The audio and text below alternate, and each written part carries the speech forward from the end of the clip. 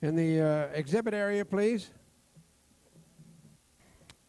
In the exhibit area, please. Oh, okay, all right. We're batting 1,000. We've found the owner of everything that's been turned in so far.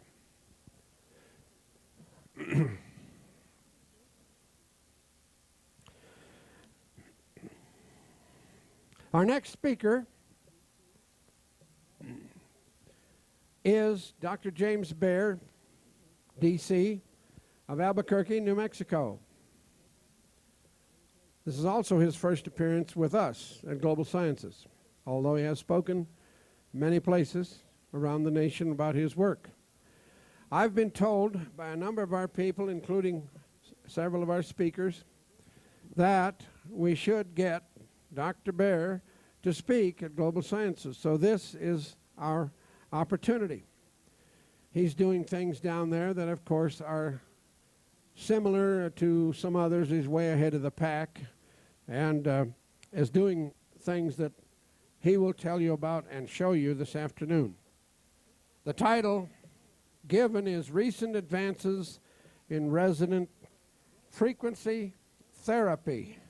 So after many years of practice, research, and results, welcome Dr. James Baer, if you will, from Albuquerque this afternoon. Hello, everyone. Can you hear me out there? I have on a wireless mic. Is it working? Seems okay? Yeah, I can. Okay. Super. All right. Everybody hear me? Terrific. Not very good? Just a moment. There's a little bit of talking going on in the exhibit area. Please stop all of that, if you will, please. How's that? I raised the mic. Does that help? Okay. Ah. Maybe we need to point it. Just keep talking and see if they... Okay, how's that? Is that helping? Great. Okay. Well, hello, everyone. Glad to be here today. I have kind of a technical lecture to give. It's going to be more hardcore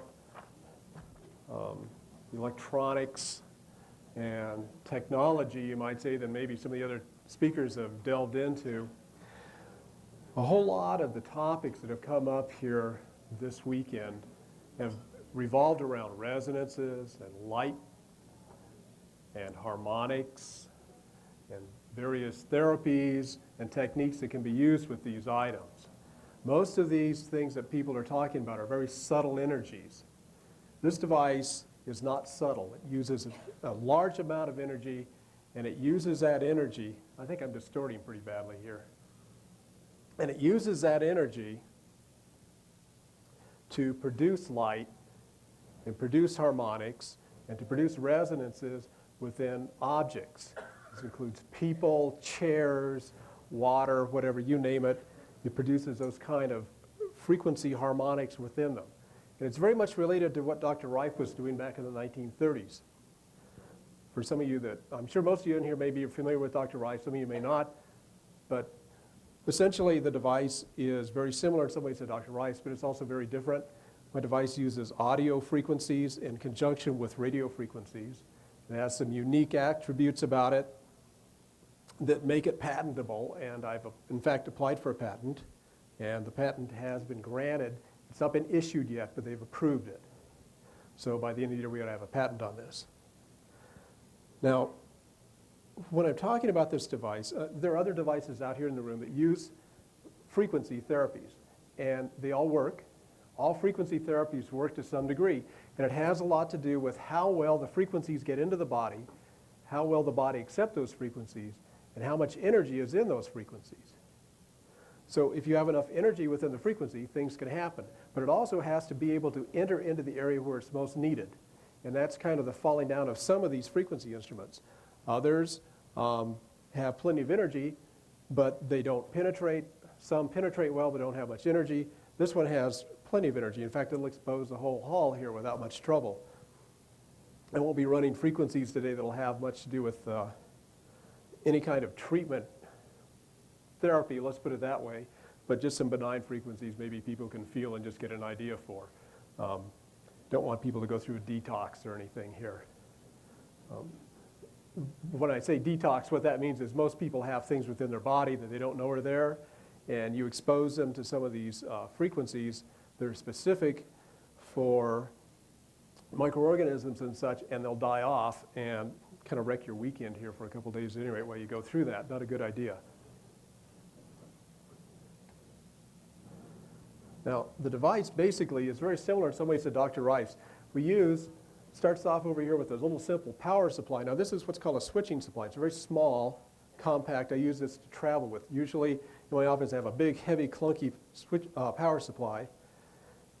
And this goes over to a modified CB radio of all things. And we use a radio because it produces what's called amplitude modulation instead of FM modulation like in your car. Most people listen to FM radio. This is an AM radio. And then it goes, which we modify the CB to do a couple little tricks. And then it goes into an amplifier where we step the power up. In this case, the power is going to run somewhere between about 100 and 300 watts of power.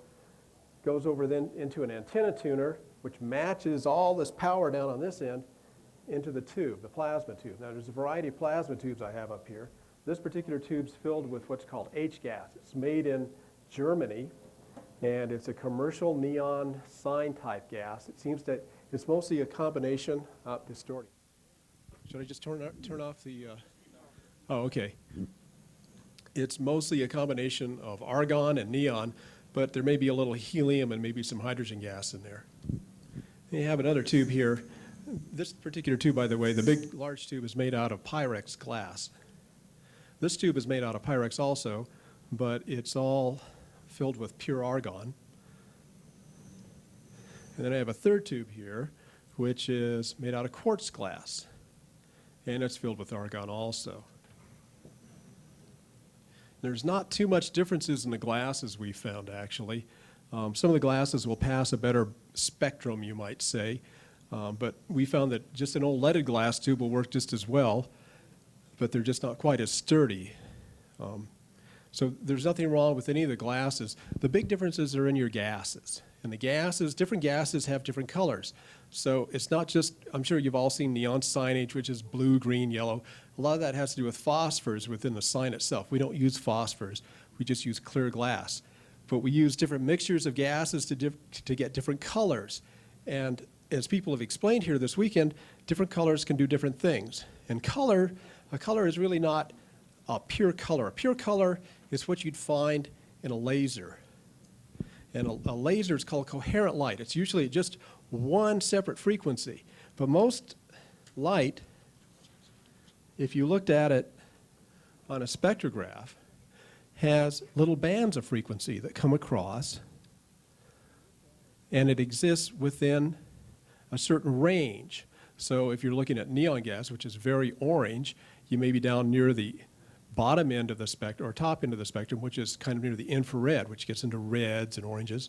And if you're looking at argon gas, which is more blue-purple, or sometimes white, you're down at the other end, towards the ultraviolet end.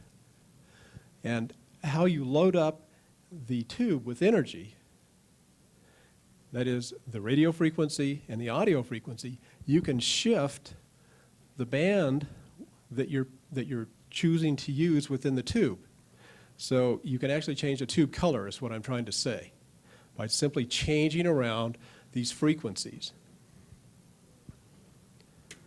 Now, a laser light, these little handheld pin lights that most people have, the pointers, produce maybe about 3 milliamperes, or 3 microwatts. They're very small, or milliwatts of power, rather, thousandths of a watt.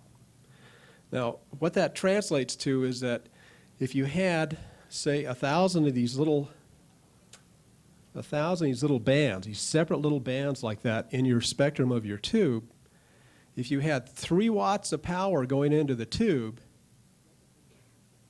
each one of those 1,000 bands would have 3 milliwatts of power on it. In other words, the tube acts to combine the power from the radio into and onto the light wave as part of the way the device operates. Now, 3 milliwatts of power is not too much when you're dealing with what's not really called a coherent light, where it's focused like a laser beam. The power is actually diffused. But when we're talking about, you start moving up into 300 watts or 100 watts, which is, say, 100 watts is 30 times that power. all of a sudden you're talking about, oh, say 300 to 500 milliwatts of power, almost a half a watt of power coming out on each one of those lines.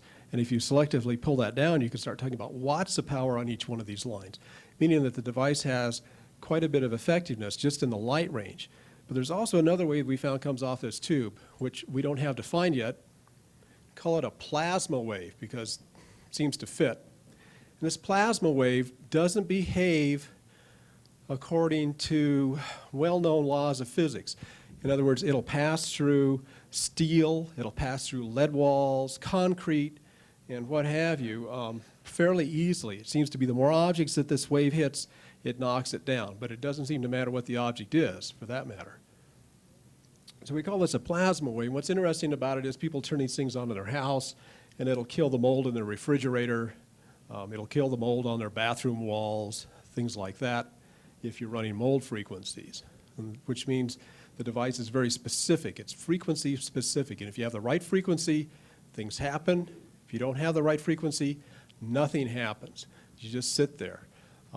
Also, once a person has gone through and kind of cleared themselves from a certain, say, pathogen, what have you, you can run that device on a certain frequency, and although you may be sensitive and feel the device running, nothing happens. For right next to you, someone's going through all these changes.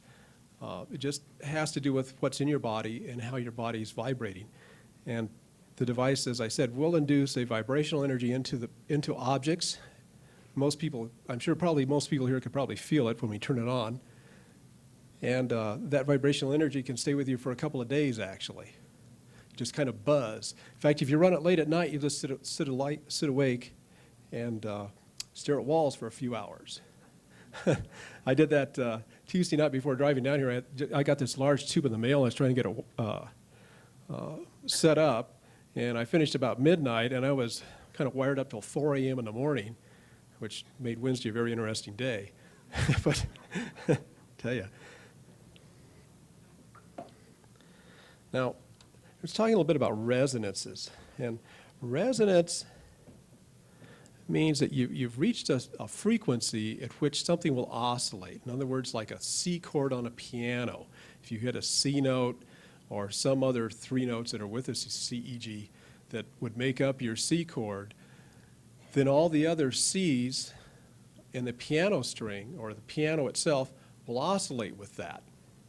And we do something similar. We use what's called a square wave in producing our frequency. And a square wave is a whole combination of different frequencies that are harmonics of the primary frequency. So if we had 1,000 cycles that we set the frequency generator to, then it has 3,000 cycles and 5,000 cycles and 7,000 cycles.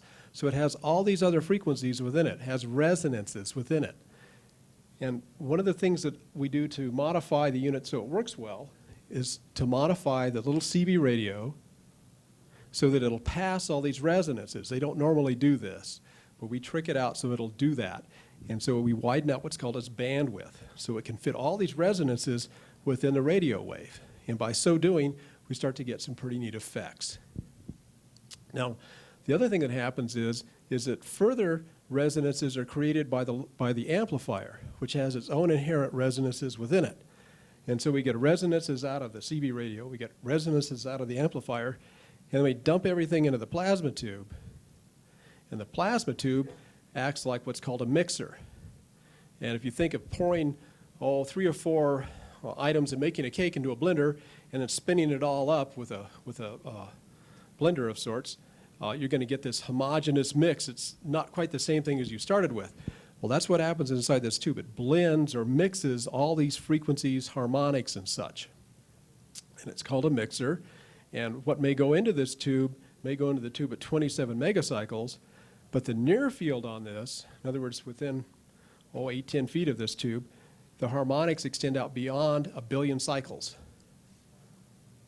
And upon all those billion cycles are all of these audio frequencies. So we get this tremendous, you might say, harmonic output from the device. And this is how the device works with resonances and why it's able to resonate things.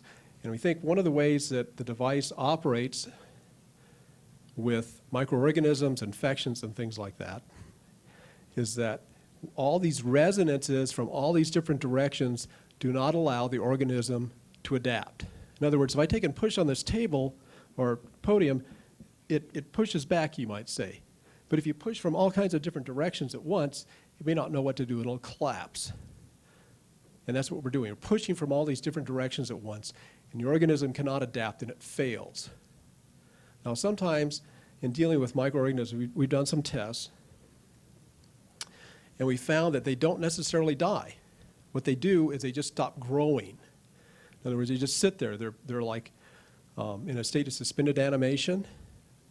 And what's important about that is it allows our nervous system to, A, adapt to the infection, and B, it allows our immune system to adapt and deal with the infection. And because the organism's not growing actively, your immune system comes in, cleans up everything, and your nervous system comes along and stabilizes your body. But if you don't repeat exposures a few times, well, we've also found the organisms start growing again in a day or two. So you have to keep repeating exposures temporarily until everything's dealt with. The other aspect of resonances is that if you take something that has a resonant frequency and you pump enough energy into it, at a certain point, the particular cell or organism, whatever, keeps absorbing this energy. And at a certain point, something fails. And when it fails, it can fail quite spectacularly. It can blow up, explode. It can just expand and kind of collapse on itself. It can shred itself like a piece of paper. A whole lot of things happen. We're going to have a little video later on showing the device doing this to some microorganisms. So there's a lot of neat things you can do with resonances, a lot of neat things you can do with the device. And as I said, some of the gases, we're going to get back to that, will produce different effects. So argon, which is mostly what I like to use, has perhaps is the most agitating of all the gases.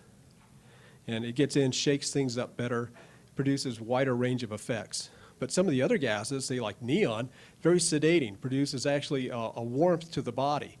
And it's not from heating from the radio energy, which is actually minimal, but it's from the actual radiation from the tube. Also because there's a little bit of warmth, the body relaxes, removes muscle spasms, things like that. Xenon, krypton, gases like that seem to have very strong psychological effects. And these effects can be pretty dramatic. I have a tube I didn't bring, but it's almost like addicting. You turn it on and you let it run for a few minutes and you turn it off and it's like, gee, I want more of that. I don't really know how else to explain it. It's almost like your nervous system is like craving this thing, so I don't use it too often because of that. It's a strange phenomena. As we've gone along in using the device, the biggest thing we've come up with is protocols. How do you best use the instrument? And the instrument, what makes it work, we found, is a combination of things. One is a combination of frequencies. We use digital frequency generators with this for the most part, highly accurate. We found you can have a leeway of about 2 to 3 cycles with this instrument and still get pretty good effects. But beyond that, it just, things don't work very well. So we use digital frequency generators, and there's enough of these out there right now. There's actually a little small industry grown up about them. You can buy plug-in cards for your computer that are designed for this. There's a computer program that uses an external hardware box for it. There's another 2 or 3 frequency generators. This little small guy here, little handheld Joule, actually is fully programmable. Holds like 19 frequencies. You can change them around, the amount of time you want them to run, the sequence you want them to run. Punch a button, automatically outputs them. Pretty neat. Runs from 1/100th of a cycle up through 9,999 cycles. All custom made for the device. There's just enough demand for them out there.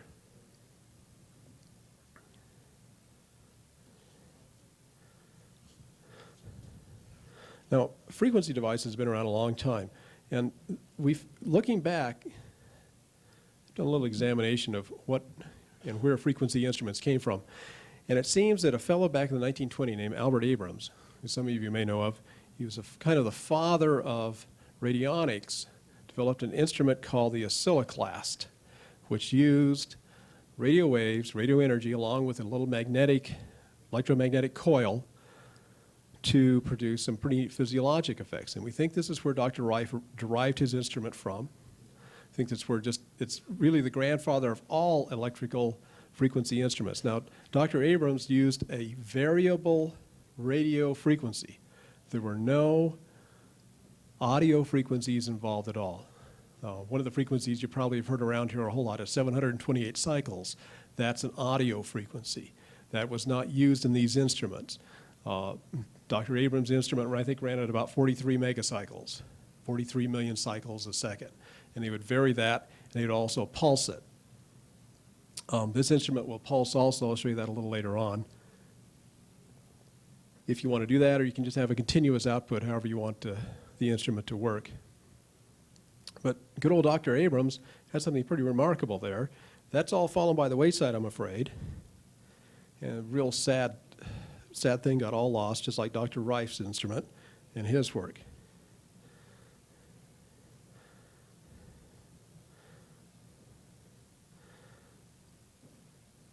Trying to keep this from getting too far out here.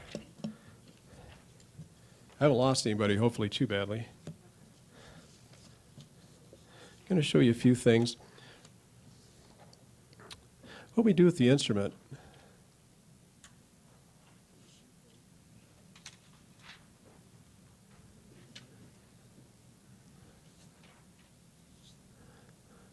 Give you an idea. This is the carrier wave or the radio wave. And this would be called the modulating signal or your audio wave. Now you combine the two, and normally they'll combine very nicely and make a nice wave, but we take in what's called overmodulate the wave. We put too much carrier, or rather too much audio onto the wave, and it makes the unit pulse very fast. In fact, it pulses at a rate equal to the audio. So if the audio is running at 1,000 cycles a second, the unit is actually pulsing 1,000 times a second, and the tube is actually turning on and off 1,000 times a second. Very fast switch. And we found the more audio we can cram on that carrier wave, the better. So for instance, this unit, when it's fully operational and set up to run at maximum power, which is about 300 watts, will idle down, in other words, just a carrier wave running at about 50 watts. But when you kick the audio wave onto it, it runs at 300 watts, meaning there's a 250 watt swing of the audio power or the oscillatory rate that produces the resonances, that produces the effects. Makes a tremendous difference the more audio you can cram on that wave.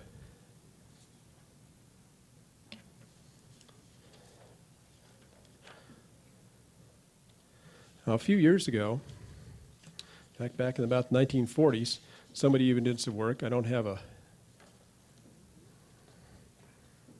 transparency made up for this, but maybe this will come through. Let's see what it looks like. It won't come through at all. All right. Anyways, it's a paper written back about 1944. It's called Effect of High Frequency Fields on Microorganisms. It's from the January issue of Electronic Engineering. And it talks about how within a certain bandwidth, usually between 1 and about 20 meters, that radio waves can have a very dramatic effect on microorganisms. They can kill them, as a matter of fact. And there's quite a few tests running here on different types of microorganisms and test tubes and things like that. Very interesting. It's a work that got lost. It's been forgotten about, but it has a lot to do with how this device works. Another interesting article that was written back right around 1950, if I can find it here. It's called State of Fragilities and Resonances. And basically these fellows took a group of small protozoas and subjected them to different audio frequencies and found that sure enough they actually do have a audio frequency that they will oscillate to the point of destruction at. And this is what this kind of graph shows. It shows that around 1,200 cycles here that this particular organism, a Paramecium caudatum, has its own audio frequency, mortal oscillatory rate, as Dr. Rife used to call them.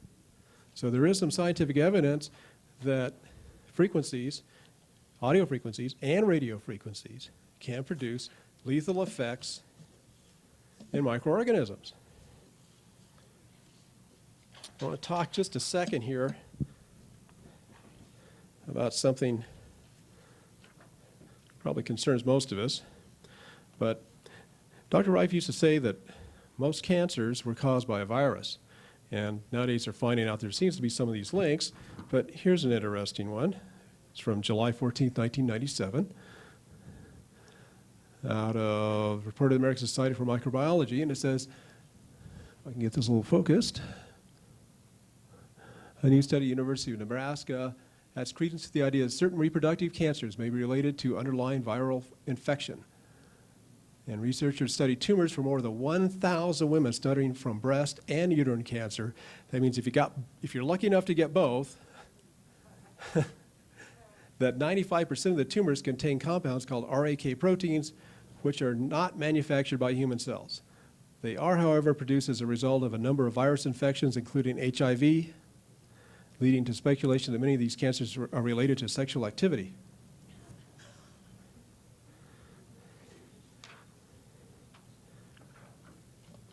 It's questionable as to, who's responsible there, but let's just say that perhaps some of these things are passed down within families. Some microorganisms have been found to do that.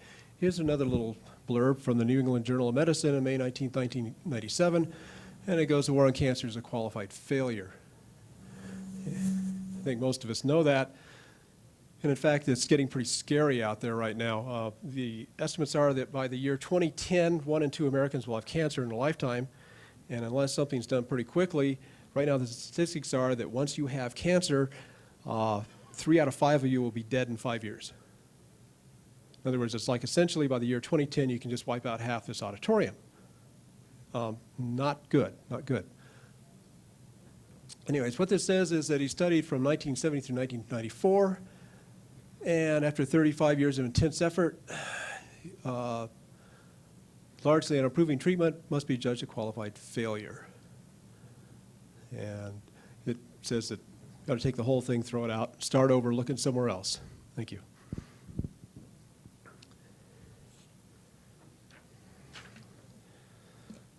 One of the things this device does is it doesn't only just resonate cells, it resonates tissues within your body. And people have used this device that have cancer and are still around here today because they've used the device. It's not a cure. What we found is that cancer is very complex and that the device seems to help control in some people if you can find the frequencies and work through this and the person isn't so metabolically damaged by the cancer when they first start using the instrument that they're not able to respond. In other words, if they have massive damage throughout their body, it's very difficult to bring them back. If you're dealing with somebody who's fairly healthy but yet has cancer, the response has been fairly well or fairly good. Nothing works 100% of the time. Don't expect that. There isn't such a thing. But there are good percentages. And as I said, it's not a cure because if you stop using the instrument, the cancer will regrow.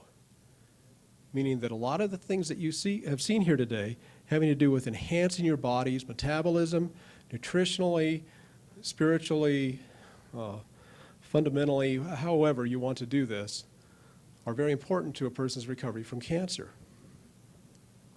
And I think that holds true with any type of cancer treatment that anyone wants to undergo. You can't just treat the cancer. You have to treat the whole patient because the whole body is ill. And if you just treat the cancer, you've left the conditions that allow the cancer to grow in the first place. And it'll come back, and we know what happens after that. It's not good. This time, I think what I want to do is I want to show this videotape that I have. It's of some microscopic work I've done with the instrument.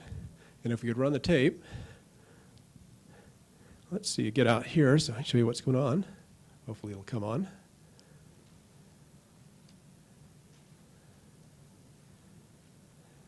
There you go. This is little microorganisms. One of the things Dr. Rife was very famous for is the ability to blow up microorganisms using the instrument. Now, certain organisms blow up, as I said, and certain of them just kind of sit there and expand and kind of fall apart. They all do something different. And the reason they tend to do that is because of the type of cell wall they have. And if the cell wall is relatively rigid, we found that what happens is the cell wall actually opens pores in it and it blows up just like that. And it starts pumping water into it. And as the pressure increases and increases and increases, it eventually explodes just like that. Here's another one. You can see there's some fundamental changes going on within the cell while it's being exposed here. This is all lifetime. Pardon? It's a little protozoal. It's benign. I don't really know. This is looking at about 400 power, roughly.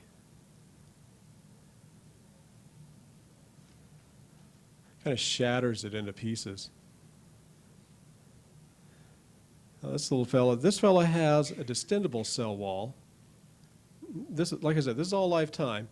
We found that things don't come under the influence of the wave immediately. It takes a little bit of time, but once they come under the influence of the wave, all kinds of things start happening when you're at their frequency. And for instance, this guy would normally be all over the screen, but they just start kind of spinning in circles. That's very common of a lot of microorganisms. He's going to stop here in a second.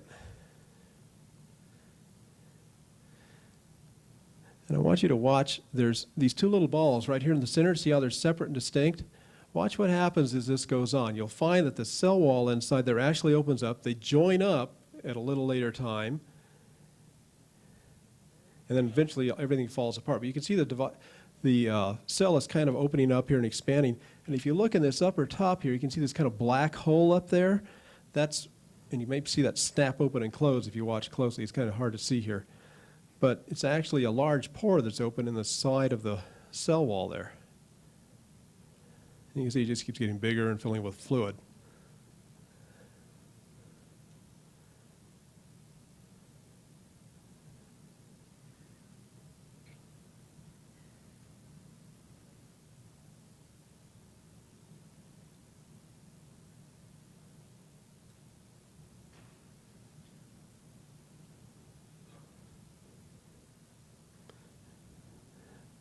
This is a little later on. It's just kind of just disseminating. We're going to let this roll a while. Now watch this open here.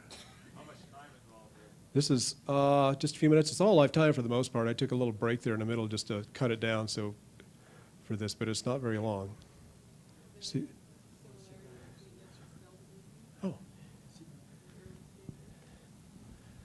I'm sorry, could you repeat that? Something about cell division?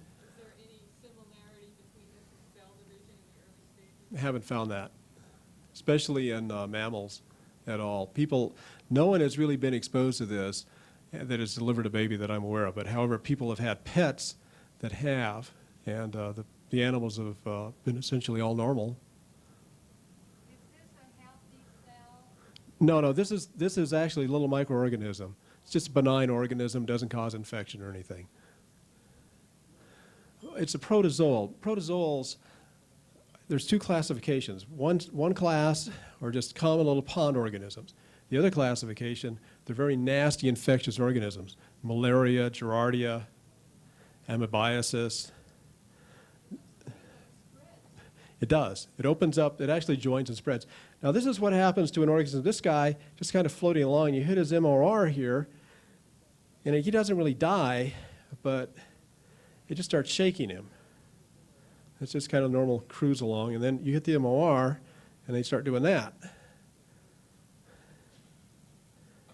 I can get him back here and focus. There we go.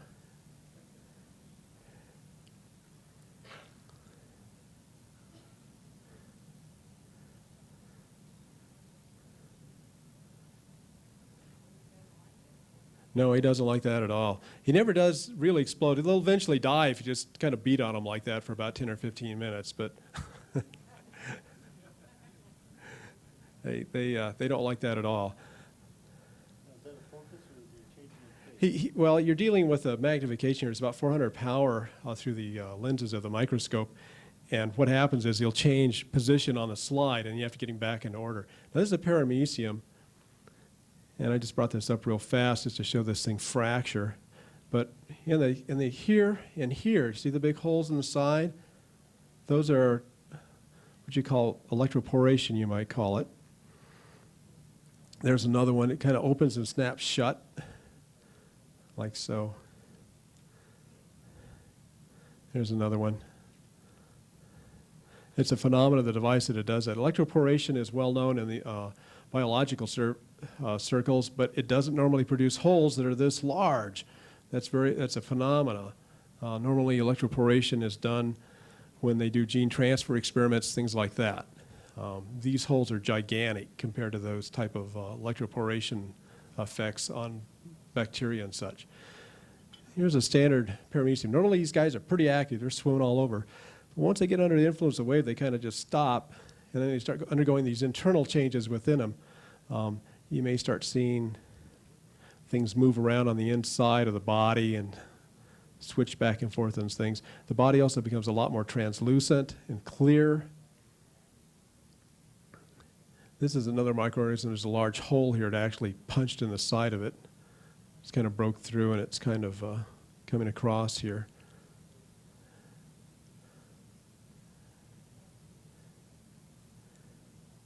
See, there's a large hole right there.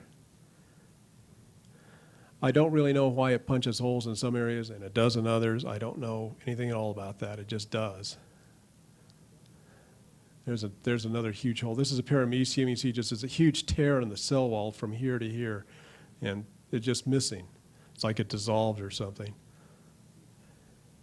And, well, viruses, it's worked very well with viruses, as a matter of fact.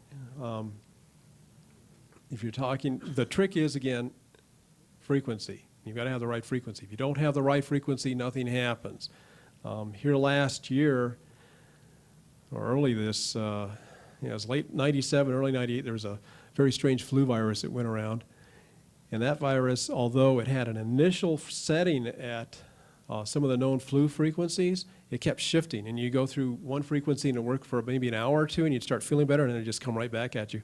We finally found a frequency that would kind of knock it flat, which is way out of its normal range, which was 7,760 cycles. This is my very first tube. And when I got the unit first working, you see those little balls in there? It's hard to see on the tube itself, but you can see these little balls bouncing around the back. Those are called standing waves. And just a little bit of history in there. That was about 3 years ago or so. First got all this kind of working, just a crude look at things. Plasma does some strange stuff when it's not well balanced. It'll twist and bend. Surprisingly, these little undulations and things like that we found have definite effects. It produces all kinds of little funny harmonics. I think this was sitting on my rug in my den at that time. I mean, it was pretty simplified.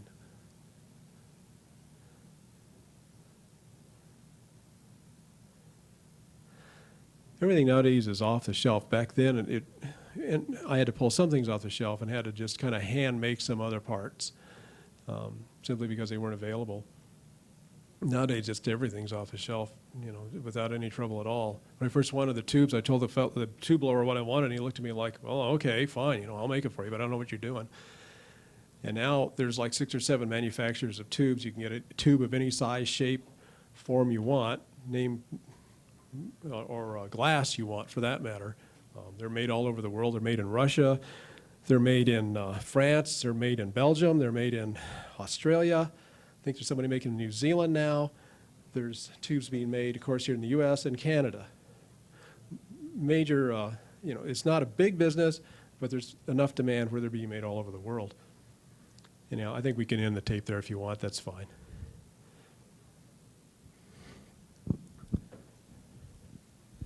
What I want to do now is I'm going to kind of give you an idea of what the device does and how it works and such.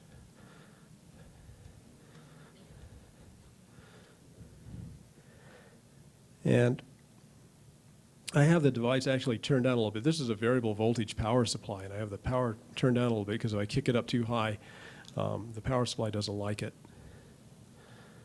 But we'll key this in, and hopefully it'll work all right.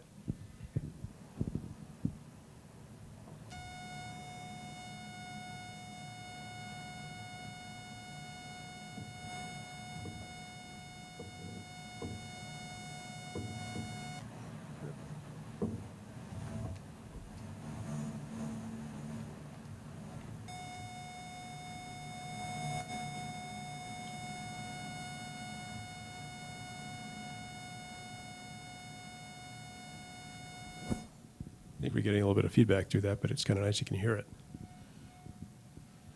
Right now we're running at 728 cycles. It's kind of a nice mellow thing. I'm going to step this up though to about 7344. I just kicked off.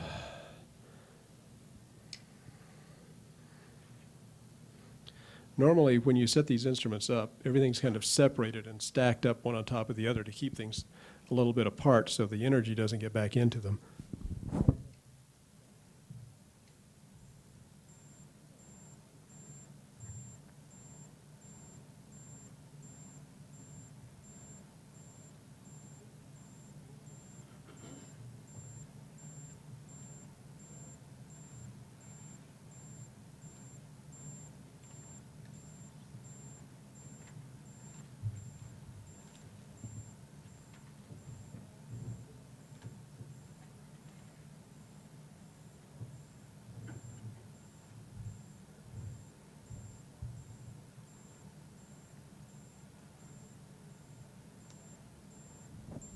Right now it's swinging about 170, 150 watts rather. It's running up a little over 200 watts roughly from about 40 watts. And we're running at 7344 just to show you what a little pulse does. You can pulse this if you want. Some of the others that people have used is, I just kicked it, sorry. Normally use a rather large power supply that we don't have these kind of problems with.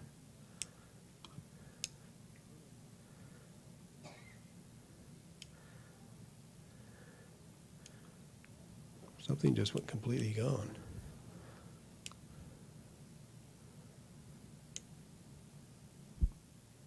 Hold on, give it a second, let it turn off.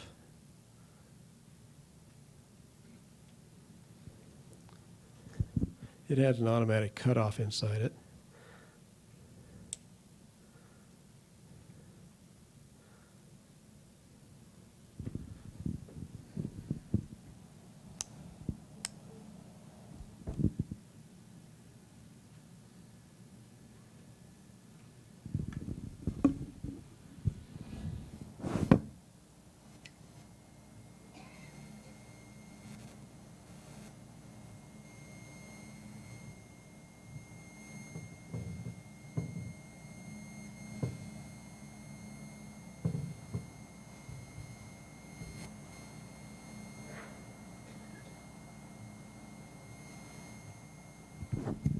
This is running about, 130, 40 watts is all. I don't know if anybody can feel that out there or not. But anyway, the problem here is that nothing's arranged and it's not sitting down.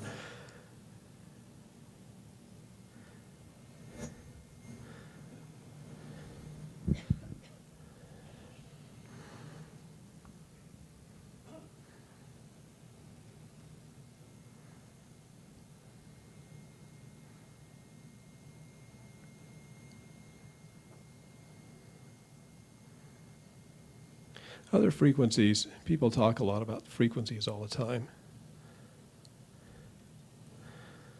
which have different effects.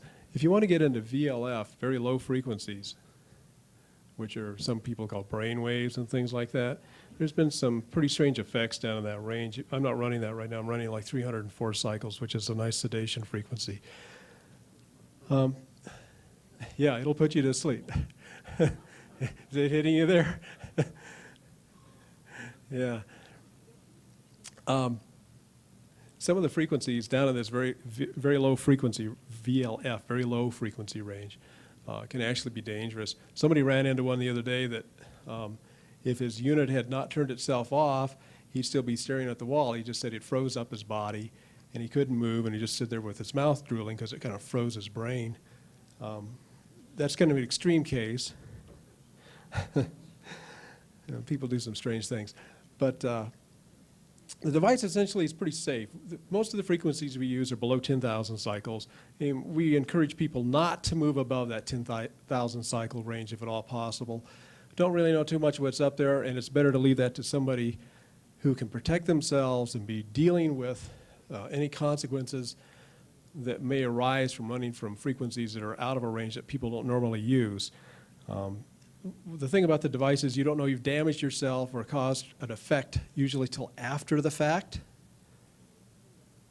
And that means that if you did something serious by getting into a different frequency range, you wouldn't know it till hours later. Just prefer people didn't do that. We also, use lower powers, usually under 150, 200 watts. It's kind of a safe range to run the instrument. If you want to run up in the 200, 300, 400 watt range, you're right on the edge. If you want to get above that, I won't be there when you turn the machine on. There are potentials for serious abuse of the device, yes. A couple thousand watts, maybe 5,000, 10,000 watts, may have actual military uses, but I'm not going to get into that. We'll let someone else deal with that. Other things that can happen with the instrument, which are kind of interesting and some effects people have had, have to do with their animals. Animals seem to be very sensitive to the wave. We have a lot of people respond and they tell us that their cats can be outside and they turn a device on and the cat will come running inside simply because it notices the wave. Cats love this thing. Dogs do too. Dogs will get around this thing. And they kind of, for whatever reason, they pick it in a spot in the room generally where the field is extremely strong. I don't know how they're able to do that, but they do. And that's where they tend to plop themselves down. Just something they have inherent. They can either see something or sense something we cannot. The other effects, like I said, that have been noticed with the device has to do with some biological effects on insects. The device, we can run certain frequencies that insects do not like at all, and they'll leave the area. People have made whole ant colonies leave their yard with it. They've had cockroaches die in their house. I don't know about termites. I don't know anybody's said anything about termites, but potential is certainly there. And it's a non-toxic way to deal with these pests and keep them in a controlled area. I think the idea is that the wave extends far enough out where we can use these things in a safe and non-toxic manner. Maybe this can be adapted for agricultural use, and we can stop poisoning the earth like we've been doing, because there's repercussions from that which are long-term that affects not just us, but our children and our children's children. And that needs to stop. And I think the device offers a way to do that and do it safely without disturbing our food supply. I offer these devices currently have to be essentially self-constructed. They're not really too difficult. I'm going to kick back up here a little bit, wake everybody up. And the reason for that is I don't really sell devices. I don't sell parts and things, but other people do. It's in a book I've written. It's called Resonant Frequency Therapy, Building the Rife Beam Ray Device. And it tells you where you get all the parts to put the device together, how it operates, frequencies, how to make the thing function, how to best use it. I also have a videotape that's available. And the videotape runs 2 hours. And approximately the first 40, 50 minutes of it has material on there like we just saw with the exploding microorganisms and things like that. And the last about hour or so runs into how to kind of put the device together in a simplified manner. The devices are also available readily assembled out of Canada if somebody wanted to purchase one, but I don't sell them. I can provide a name if somebody was interested. And that's about all I want to do. Was there some questions anybody might have here? I'm open to questions. Let me turn this off. If the device happened to hit the MRO of a healthy human cell, would it destroy the cell? No, it stimulates because of the power level we're using. If you use too much power at a resonance, yes, it could destroy it.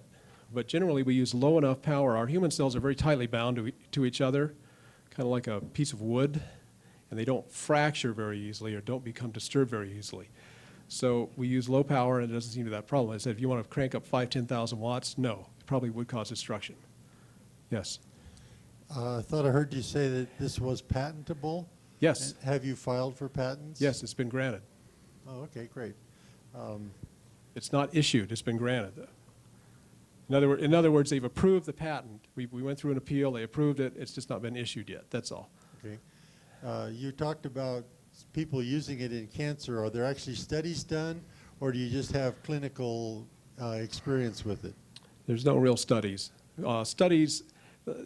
When someone says a study, the first thing that happens is that the government gets involved, because you have to clear, I don't care where you are in the world for the most part, you have to clearance it through your government in order to do any kind of study, which means someone's also putting up money, and no one's done that. So yes, people are using this clinically, and our lab tests and things have come back showing it works, but no real clinical stuff, no, where you're dealing with studies. Okay, you talked about waves that go through concrete and lead and all sorts of good stuff. What kind of a detector do you use, and what kind of waves do you think they are? Don't know what they are. The detector has to do with the effects on microorganisms. Like I said, it'll keep food from going moldy in your refrigerator. It just kind of turns to mush.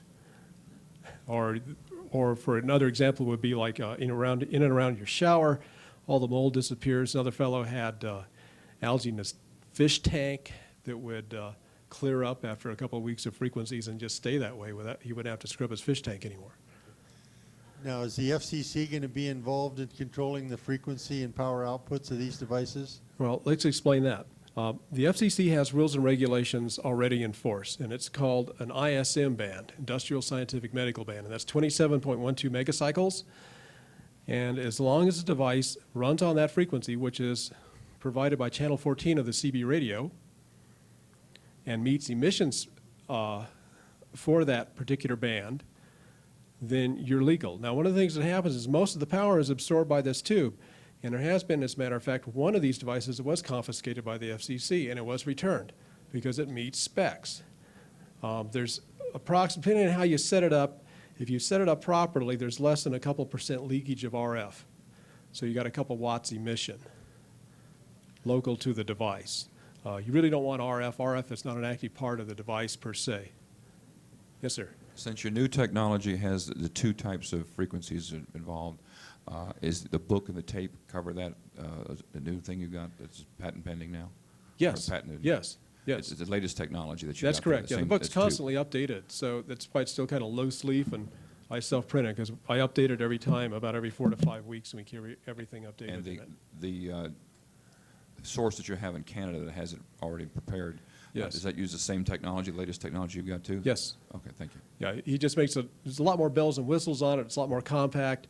I have to kind of put things together so everybody else can do it, but he does some things that make it a lot more user-friendly. Yes, sir. Where do we find sources of people who are doing research on the frequencies and their effects, results? You can get on the web, and I have a website. I'm not really listed on any of the search engines. They won't carry me. I can put my name up, and they'll just take me off. But you can get to my site indirectly by doing a search for Rife/Bear, and you'll probably pop up 60, 70 sites without much trouble. My site has a lot of links to sites that have done some work. You can see pictures other people have reproduced of them blowing up microorganisms, things like that, right there on the web. Well, I know some people were experimenting locally in the Dallas area, and they found out that 13 hertz would cause everybody to dump in their trousers. That's So, the old I mean- Dallas Rife Troop, yes. Yeah, that's no longer in operation. But they found a few frequencies there, yeah, I don't talk about. Well, I mean, those might be useful to know, I mean, to stay away from. Yeah, that's one of those VLFers there I was talking about. I just prefer not to talk about some frequencies, that's all. I mean, they're there where they can cause, there's certain frequencies that are very irritating. You wouldn't, if I turn them on, you wouldn't want to stay in the room. You'd clear the room. Yes, sir. Hi. We spoke very briefly before the conference, but I didn't ask you, are you familiar with Dr. William Nelson's work No, I'm not. in this regard? Are you familiar with a lot of the work done in Europe? Because he's incorporated this in his new quantum med machine, quantum zeroid consciousness interface. No, I am not familiar with that instrument at all. I know there are quite a few different frequency instruments that are available at the moment that use different techniques and methodologies of introducing frequencies of all types. And does this address at all the pleomorphism of some of these organisms? When they get hit with some of these frequencies, some organisms will actually change form and whatever. Oh yeah, I've got video of that. The problem is when things pleomorph, they've changed their frequency, and you have to go chase that frequency down. There's a few diseases that will do that, And one of them is malaria. They've used this for malaria, and they were finding that the microorganism that the malaria organism would pleomorph into was a nasty little critter, and it took them a couple of weeks there to figure out what was going on. Meantime, they lost a couple of patients in doing that. These people had cerebral malaria to start with, which is why they were using a device on it. Malaria can get into your brain. You have maybe a week or two. I've got 1 minute. Yes, sir. One more question. When you talked about outputting various colors from the tube, this is really a blend of the spiked frequencies, is that correct? That's correct. Yeah, and the frequencies, you can shift that back and forth depending on the gas pressure, the type of gas, the gas mix, and the radio frequency and the audio frequency. I think that pretty well covers it. Thank you very much.